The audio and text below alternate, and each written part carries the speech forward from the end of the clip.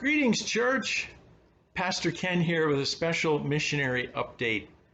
You may know that Hope Community Church supports 5 missionary families, and we have been highlighting each family one by one so that you can meet them and get a better understanding of what they do. Well, in May, we had Dan Moury scheduled to come speak with us. Dan works with Wycliffe Bible Translators, and he was going to be at National Conference this year. And so from National Conference, he was going to come over to Fogelsville and spend a Sunday with us, but National Conference was canceled. Dan is a friend of mine. He's a credentialed EC pastor. As a matter of fact, we went to seminary together. Dan and his wife Melinda and the children live in Florida because Dan works at Wycliffe headquarters in Orlando. Although plans to have him with us were postponed, we are going to hear from him. Dan and Melinda sent a video bringing us greetings and updates on the family, as well as Dan's activities at Wycliffe. So here we are, EC missionaries, Dan and Melinda Moury. Greetings, friends at Hope Community EC Church. We want to take this opportunity to give you a little bit of an update on the Moury family, what we've been doing in ministry down here with Wycliffe Bible Translators in Orlando, Florida. This wasn't our first choice to be able to have to do this by video. We wanted to be there in person with you, and we were intending to be up there in Pennsylvania to be able to worship with you and connect face to face, but obviously this global pandemic has sort of changed those plans. So we're sorry we have to send this video instead, but we are really excited to give you a bit of an update on all that has been going on for us recently.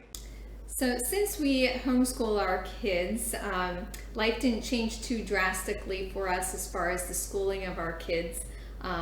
When the stay-at-home orders took effect back in March.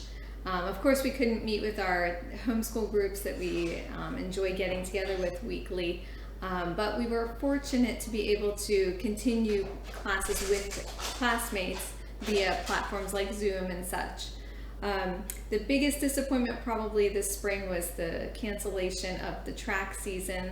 Our kids were really enjoying competing and getting together with their fellow teammates, and so that's been a difficult adjustment, but they're wrapping up their school year at this point and are looking forward to summer.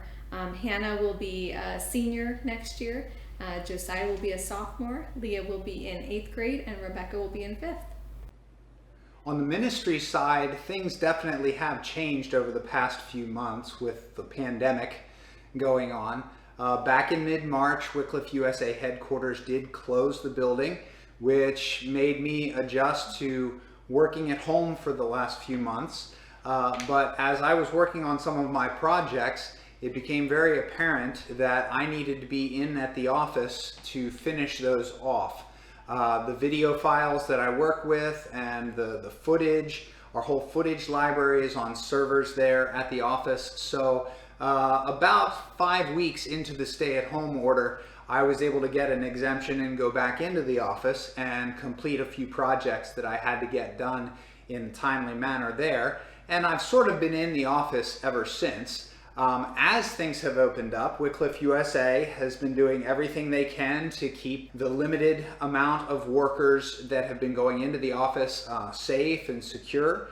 They've been cleaning things a lot, and there's all sorts of signs all over the building trying to help us maintain social distancing recommendations and that sort of thing. I would say that one of the biggest impacts that I've experienced personally from the global pandemic has been a change in the travel schedules for some of the trips that I was planning on being a part of. The trip that I was to take to the Philippines back in late April, early May, that was originally postponed to the end of June, but then canceled. Then there was another trip that I was to go on up to the outer reaches of Alaska to tell some stories around the New Testament translation for the Yupik people.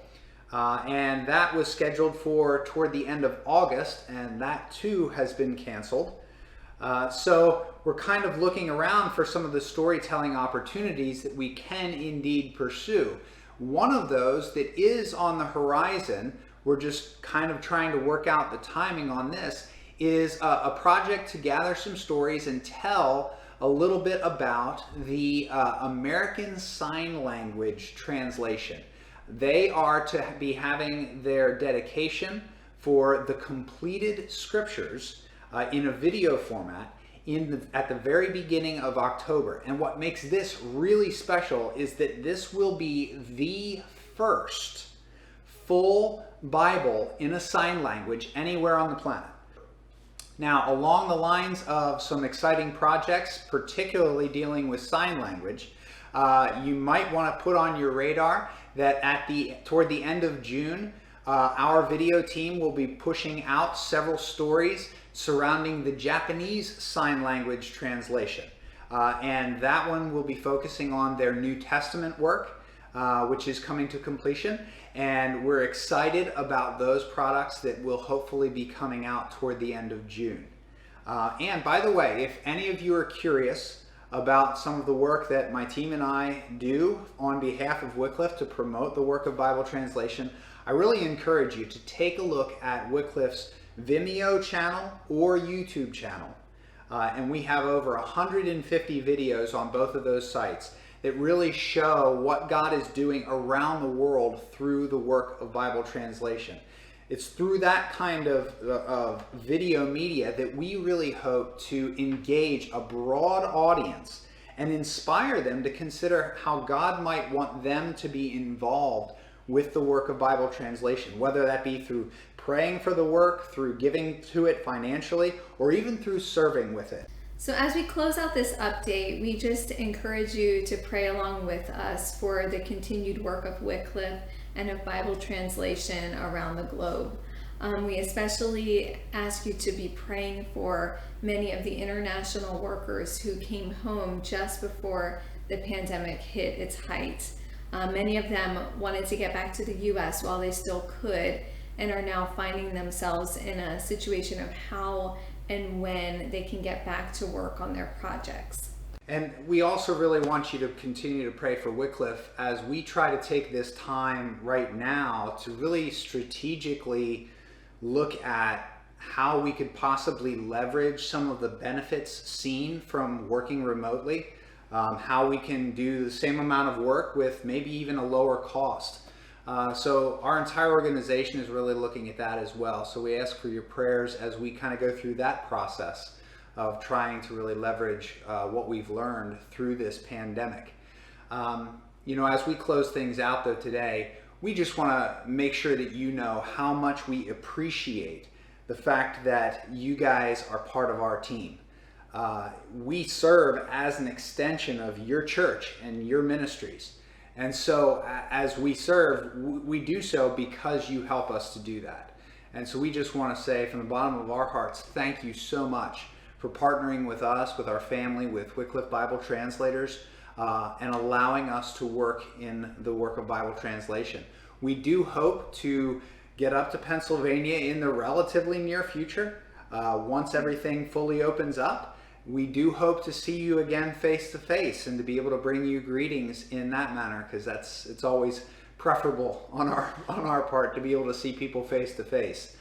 But until that becomes a reality, until we can do that, we just pray that the Lord continues to bless you and your congregation, and really positions you well to continue to serve His kingdom and do fruitful work for Him. Thank you so much. Thank you.